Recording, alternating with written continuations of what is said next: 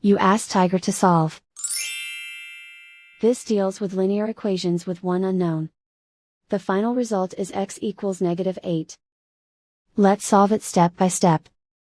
Simplify the expression. Expand the parentheses. Multiply the coefficients. Simplify the arithmetic.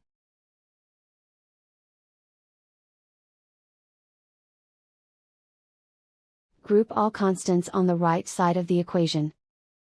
Add 42 to both sides. Simplify the arithmetic.